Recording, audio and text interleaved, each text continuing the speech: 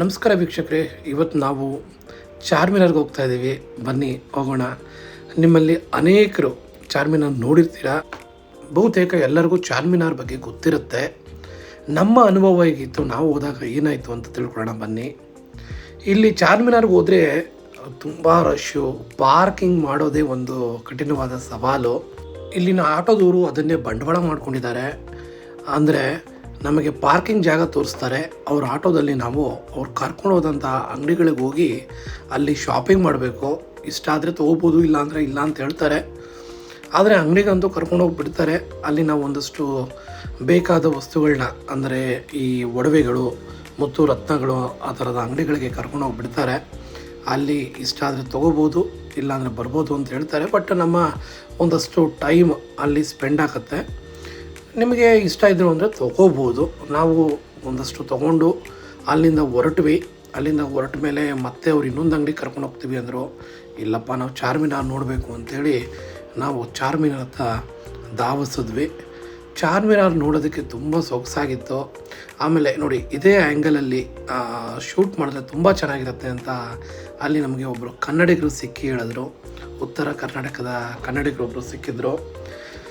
ಏನೇ ಹೇಳಿ, ನಾವು ಹೊರಗಡೆ ಹೋದಾಗ ನಮ್ಮ ಭಾಷೆಯವ್ರು ಸಿಕ್ಕಿದ್ರೆ ನಮಗೆ ತುಂಬ ಖುಷಿಯಾಗತ್ತೆ.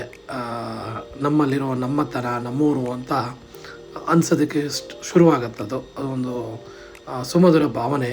ನೋಡಿ ಎಷ್ಟು ಚೆನ್ನಾಗಿ ಕಾಣಿಸ್ತಿದೆ ಚಾರ್ಮಿನಾರು ಈ ಸಂಜೆ ಹೊತ್ತಲ್ಲಿ. ನಾವು ಹೋದಾಗ ಅದು ಸಂಜೆ 4:15 ನೋಡಿ. ಇವಾಗ 4:15 ನಾವು ಅಲ್ಲಿ ಹೋಗಿದ್ದಿದ್ದು. ತುಂಬಾ ಚೆನ್ನಾಗಿತ್ತು. ಅಲ್ಲಿನ ಸೂರ್ಯನ ಹೊಂಗಿರಣ ಚಾರ್ಮಿನಾರ್ ಮೇಲೆ ಬಿದ್ದಿದ್ದು. ಇಲ್ಲಿ ನೋಡಿ, ಮಹಾಲಕ್ಷ್ಮಿ ದೇವಸ್ಥಾನ ಇತ್ತು. ಇದು ಒಂದು ಆಶ್ಚರ್ಯಕರ. ನಮಗೆ ನಾವು ಎಕ್ಸ್ಪೆಕ್ಟ್ ಮಾಡಿರಲಿಲ್ಲ ಅಲ್ಲಿ ಚಾರ್ಮಿನಾರಲ್ಲಿ ಮಹಾಲಕ್ಷ್ಮಿ ದೇವಸ್ಥಾನ ಇರುತ್ತೆ ಚಾರ್ಮಿನಾರ್ ಹತ್ರ ಅಂತ. ಅಲ್ಲಿ ನಮಸ್ಕಾರ ಮಾಡಿ ನಾವು ಚಾರ್ಮಿನಾರ್ನ ನೋಡಿದ್ವಿ.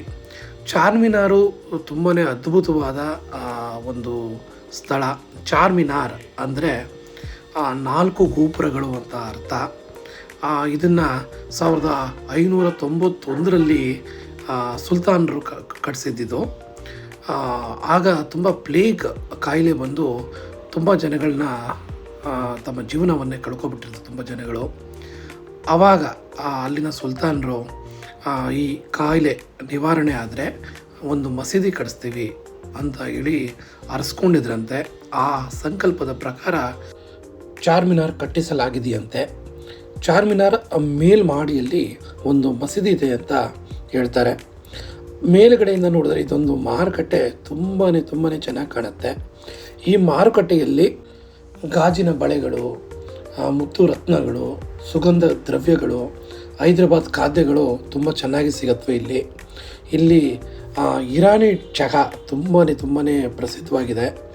ನೋಡಿ, ಈ ವ್ಯೂ ಅಂತೂ ತುಂಬಾ ಚೆನ್ನಾಗಿದೆ. ಈ ಸಂಜೆ ಹೊತ್ತಲ್ಲಿ ಇಲ್ಲಿ ಶಾಪಿಂಗ್ ಮಾಡೋದು ತುಂಬಾ ಸೊಗಸಾಗಿರುತ್ತೆ. ಇರಾನಿ ಚಹಾ ಜೊತೆಗೆ ಇಲ್ಲಿ ಬಿರಿಯಾನಿ ಸಹ, ಹೈದರಾಬಾದ್ ಬಿರಿಯಾನಿ ತುಂಬಾ ಪ್ರಸಿದ್ಧವಾದ ಬಿರಿಯಾನಿ, ಅದು ಸಹ ಸಿಗುತ್ತೆ. ಬಿರಿಯಾನಿ ಪ್ರಿಯರಿಗೆ ತುಂಬಾ ಇಷ್ಟ ಆಗುತ್ತೆ. ಯಾರ್ಯಾರು ನೋಡಿಲ್ವೋ ಖಂಡಿತ ಒಮ್ಮೆ ಇದನ್ನ ಭೇಟಿ ಕೊಟ್ಟು ನೋಡಲೇಬೇಕಾದಂಥ ಒಂದು ಸ್ಥಳ ಇದು. ಮಿಸ್ ಮಾಡ್ಕೋಬೇಡಿ, ನೋಡಿ, ತುಂಬ ಚೆನ್ನಾಗಿದೆ. ರಶ್ ಇತ್ತು ಅಂದ್ಬಿಟ್ಟು ನಾವು ಮೇಲುಗಡೆ ಹತ್ತಕ್ಕೆ ಹೋಗಲಿಲ್ಲ. ಯಾಕಂದರೆ ನಾವು ಆಲ್ರೆಡಿ ಇದನ್ನು ಗೋಲ್ ಗುಂಬಸಲ್ಲಿ ಹತ್ತಿದ್ವಿ. ಅದೇ ಥರ ಇರ್ಬೋದು ಅಂತ ಹತ್ತಿಲ್ಲ. ನೀವು ಮೆಟ್ಲುಗಳನ್ನ ಹತ್ಬೋದು. 149 ಮೆಟ್ಲುಗಳಿದೆಯಂತೆ. ಅಲ್ಲಿಂದ ತುಂಬ ಚೆನ್ನಾಗಿ ವ್ಯೂ ಕಾಣಿಸುತ್ತೆ. ಸರಿ ವೀಕ್ಷಕರೇ, ಇದು ನಿಮ್ಗೆ ಇಷ್ಟ ಆಯಿತು ಅಂತ ಭಾವಿಸುತ್ತಾ ಮತ್ತೆ ಸಿಗೋಣ ಮುಂದಿನ ವಿಡಿಯೋದಲ್ಲಿ. ಅಲ್ಲಿವರೆಗೂ ನಿಮಗೆ ನಮಸ್ಕಾರಗಳು.